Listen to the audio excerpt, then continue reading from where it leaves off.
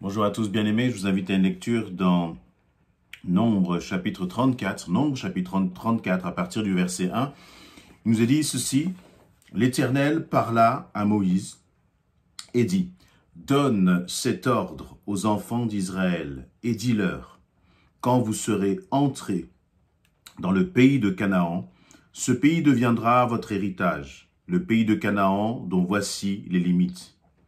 Le côté du midi commencera au désert de Tsin, près d'Édom. Ainsi, votre limite méridionale partira de l'extrémité de la mer Salée vers l'Orient. Elle tournera au sud de la montée d'Akrabim, passera par Tsin et s'étendra jusqu'au midi de Kadès Barnéa. Elle continuera par Hatzaradar et passera vers Hatzmon. Depuis Hatzmon, elle tournera jusqu'au torrent d'Égypte pour aboutir à la mer. Verset 6, votre limite occidentale sera la grande mer, ce sera votre limite à l'Occident. Verset 7, voici quelle sera votre limite septentrionale. À partir de la grande mer, vous la tracerez jusqu'à la montagne de Hor, depuis la montagne de Paramat. Vous la ferez passer par Hamath et arriver à Tsedad. Elle continuera par Ziphron pour aboutir à Hatzar. Ce sera votre limite au septentrion. Voilà, je vais m'arrêter là, mais voilà quel est le contexte. Eh bien, Dieu parle à Moïse. Et il commence à dire, à donner à Moïse, en fait, quelles seront, eh bien, les limites dans cette terre de Canaan, dans cette terre promise, dans ce pays de Canaan que Dieu avait réservé pour son peuple d'Israël, son peuple sorti de l'esclavage des Égyptiens.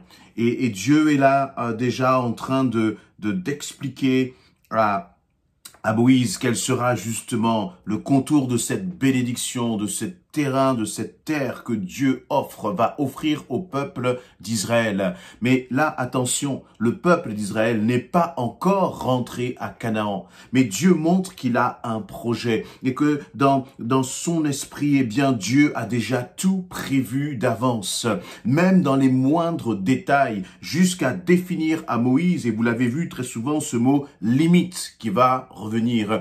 Voici Moïse, j'ai préparé un territoire pour mon peuple. Et exactement, voici les contours du territoire que j'ai préparé pour mon peuple. Et dans ce peuple-là de Canaan, il y avait différents rois.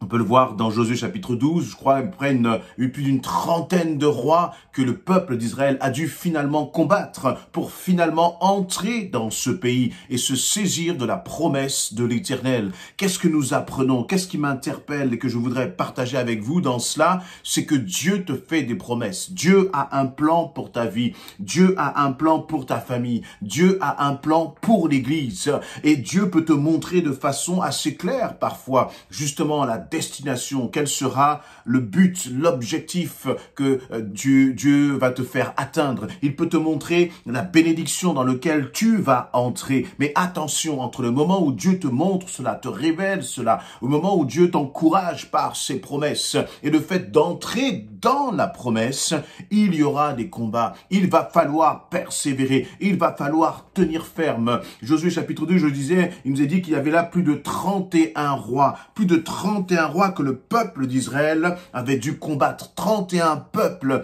qui étaient là et qui étaient là comme à s'opposer entre le fait que le peuple d'Israël puisse entrer dans la bénédiction de l'Éternel. Entre ce que le Seigneur t'a promis et le fait d'entrer dans la promesse, il va y avoir des combats, il va y avoir des épreuves. Mais tiens bon, mon ami, parce que ce que l'Éternel dit, ce qu'il promet, il l'accomplit toujours et l'accomplira dans ta vie. Que ce soit dans ta famille, ne regarde pas aux difficultés, mais attache-toi à la promesse. Et tu verras que épreuve après épreuve, difficulté après difficulté, tempête après tempête, le Seigneur te donnera la victoire comme il l'a donné au peuple d'Israël, comme il l'a donné au peuple d'Israël. Il va te falloir de la détermination. Il va te falloir placer ta confiance dans ce que le Seigneur t'a dit et il va falloir t'armer de patience. Voyez ce fruit de l'esprit que le Seigneur met en toi. Pourquoi? Eh bien, entre le moment où l'Éternel avait dit à Moïse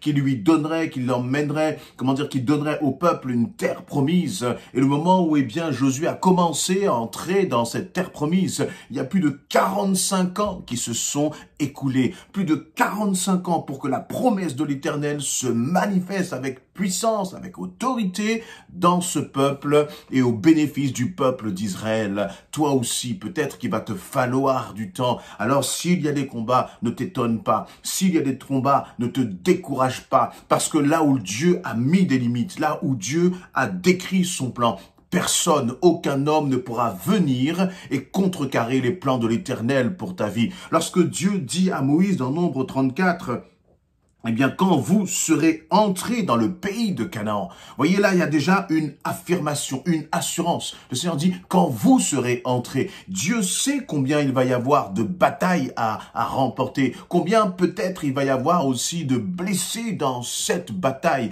combien il va y avoir, peut-être parfois des moments de doute, des moments de questionnement, mais Dieu dit, quand vous serez entrés, c'est-à-dire que tu entreras dans la promesse, tu entreras dans la bénédiction. Avec ta famille, le Seigneur a un plan, un projet pour ta famille, il a un projet pour ta vie. Alors, encore une fois, toi aussi, dis-toi, Seigneur, quand je serai entré dans ce pays, toi aussi tu entreras. Le Seigneur dit, eh bien, ce pays deviendra votre héritage et en voici les limites. Personne ne peut bouger les limites que Dieu a établies. Personne ne peut venir même grignoter sur la bénédiction que le Seigneur a pour toi. Parce qu'il y a comme, vous voyez, les anges de l'Éternel, le Seigneur garde sa promesse. Le Seigneur est le gardien de sa promesse. Il est gardien de ses limites. Et lorsque le Seigneur a dit, cela c'est pour toi, je te l'ai réservé, personne ne peut venir y toucher. Personne ne peut venir remettre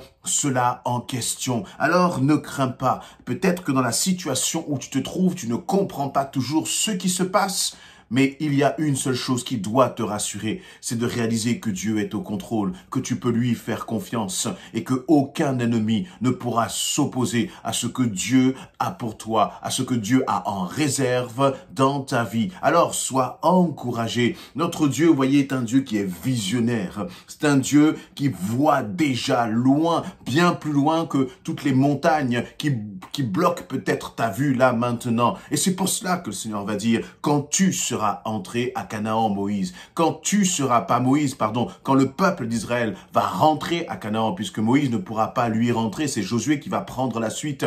Mais mon ami, quand toi aussi, tu vas rentrer, eh bien, dans ce pays promis, peut-être même que tu as commencé à mettre tes premiers pas dans cette bénédiction. Tu commences déjà à voir l'exaucement de la promesse. Mais lorsque tu vois l'exaucement, le combat n'est pas terminé. Tiens ferme, demeure encore.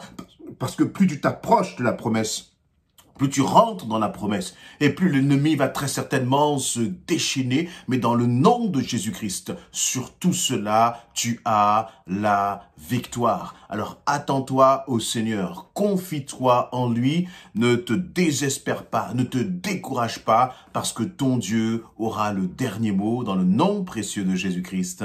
Amen.